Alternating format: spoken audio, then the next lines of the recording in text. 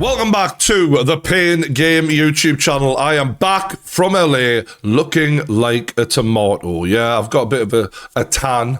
I've gone red anyway. And it was unbelievable. It was one of the best experiences of my life. Big shout out to you lot for helping us go to these things. I mean, what an event. What a spectacle. Terence Crawford versus Israel Madrimov was as a whole event. The fight itself, well, that's another thing we can talk about. And there were a lot of questions coming into this about, is Andy Ruiz capable of mounting a comeback in order to become potentially heavyweight champion of the world again? Is Jared Anderson really the future of boxing at the heavyweight division? And Terence Crawford, can he move up to 154 and show us enough in that fight to make us believe, to dream that he could one day take on Canelo Alvarez? All of the answers came. We'll start with Andy Ruiz, because the reality is, despite Crawford having all the accolades and headlining the event, more people care about Andy Ruiz than Terence Crawford. The views don't lie. And it's a shame, because he does get that attention, and yet I'm looking at his career right now and I'm thinking, end of the road?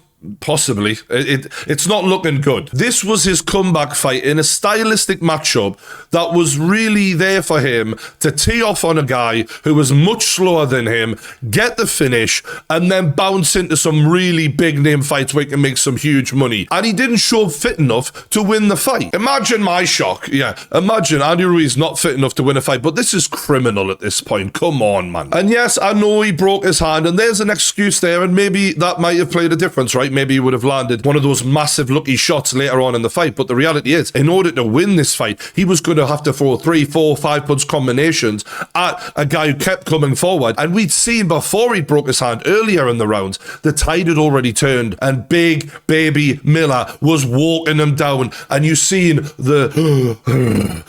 he's just fucking knackered, Andy Ruiz. He didn't want to be there. And that was my question before the fight. Can you do what Daniel Dubois did? Daniel Dubois had to throw punches and bunches all night long. I've never seen Andy Ruiz do that. But I was wondering if the speed and power of Ruiz would be enough to get it done early on. It wasn't going to be. You could see that very, very quickly. And credit to Big Baby Miller, because tactically he did something quite smart. He stood off Andy Ruiz in the first couple of rounds. He let him get those fast shots off early so that the bulk of his worst power wouldn't be directly on the chin. And then once he felt it lessen a little bit, then he started walking him down. Then he started getting into him. And he's not just a big baby, he's a big brain as well. That was a smart move from him. And it's ironic because Andy Ruiz beat Anthony Joshua. That was the crowning moment of his career. Now he looks like he doesn't belong in the same ring as Anthony Joshua. And where Anthony Joshua in the rematch stood right off Andy Ruiz, kept him at arm's length, jab, jab, move, move. That was the opposite of what Big Baby Miller did. Big Baby Miller went from the AJ showing Andy Ruiz all that respect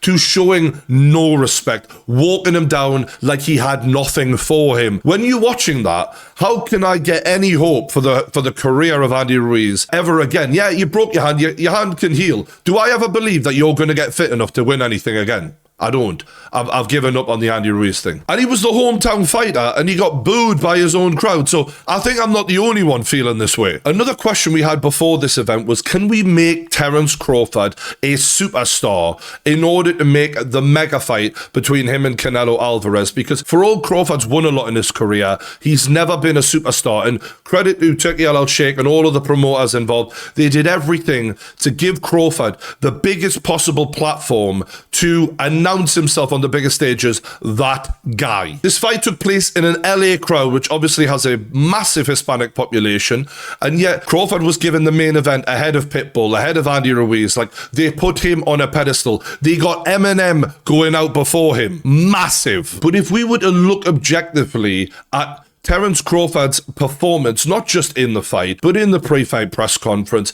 in the pre-fight interviews, across all the YouTube channels that made videos about this, and then obviously take into account his in-fight performance, he doesn't look like a star. You know, it didn't come off the way that they wanted it to. Now, don't get me wrong, he did a good job in winning the belt, but it wasn't what we wanted. It wasn't the star-making moment that everyone was hoping for. Now, if Turkey LL Sheikh had found Terence Crawford at the start of his career and had been with him through all of those great performances that we've seen in the past, well, then Turkey would have made him a star. I've got no doubt about that. But at this age, we just seen slight signs of aging, little less quick on the punches, a little less hard on the punches, and a bigger, stronger guy in front of him who could take the shots in a way that people in lower divisions couldn't. And the narrative around this fight was about the jump in weight to see if Terence Crawford can go to 154 and look devastating, then we can imagine him going to 168 and challenging Canelo Alvarez. But he didn't look devastating. It didn't look like a fight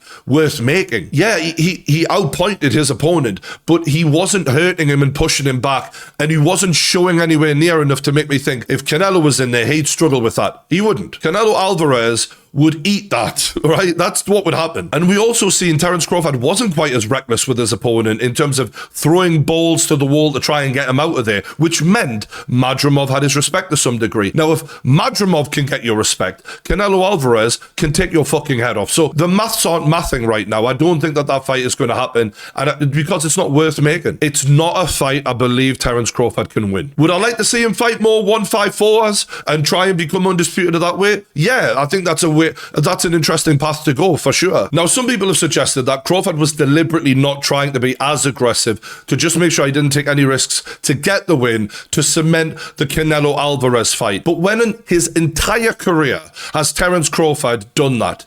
Never. It doesn't add up, man. Crawford is a motherfucking finisher, and he didn't even get near a finish. He didn't even knock on the door to a finish there. And when you've had all that money invested in you with an undercard that stacked, Eminem performing, there's no way he wouldn't have wanted to get the big finish. There's just no way. It doesn't make logical sense. And Madrimov played a role in that because that guy, I expected him to bring a lot more aggression than what he did. And it's ironic because Madrimov's coach beforehand in the press conference was talking about how, oh, we're so glad to see fighters like Madrimov from lesser known countries being given an opportunity like that. Well, Madrimov did not do any of his mates any favors with that performance because it was so tentative. It was so fought with fear. He gave up a few rounds just standing there, right? Moving, pretending he was going to throw a punch, doing very little. I mean, that is nowhere near good enough. You've got the chance of your life to spoil the party, to upset the apple cart and go straight ahead and do what Andy Ruiz did to Anthony Joshua, and he froze. And yeah, he warmed into it a little bit after a while, but it was nowhere near good enough. This is a Madrimov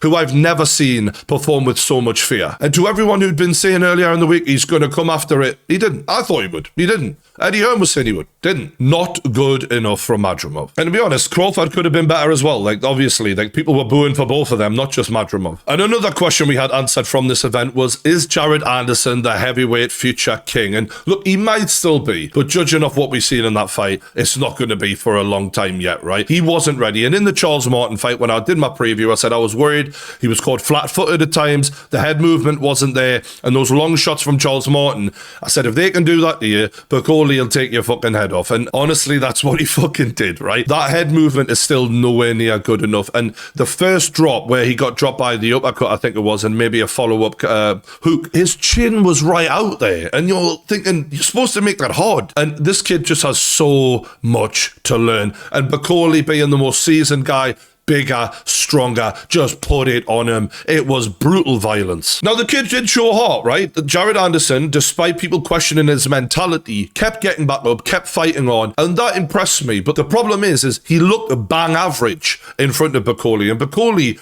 he is high level, maybe top 10 in the world, in my opinion, but you shouldn't be looking that average in front of him. And Bacoli didn't have to do much. Do you know what I mean? He just stood there in the middle. When you come into range, bang, bang, and that's it, right? So to see he's got work to do, he's a lot of work to do. It's unbelievable. And this might be the healthy reality check that Jared Anderson needs, right? Because beforehand, in the press conference, he was carrying himself as if he was Anthony Joshua or something. Even Anthony Joshua doesn't act like this kid acts, right? He was really feeling himself. And I'm thinking, what have you done to behave like you're that guy? You were nowhere near that guy yet. And look, he kept going, but the real work starts after the fight. When you come back down to planet Earth and the reality check really hits of, whoa, not only did I lose, but he blew through me like I was nothing. That's where the demons start. And it's not the night of the fight, it's the weeks and months afterwards. And when you're done licking your wounds, will you go back to the gym and really put that work in to get better like you need to? Because this has always been a question about Jared Anderson's mentality. There's been talk of him retiring earlier. He said a lot of worrying things for someone who's backing him. And I'm 50-50.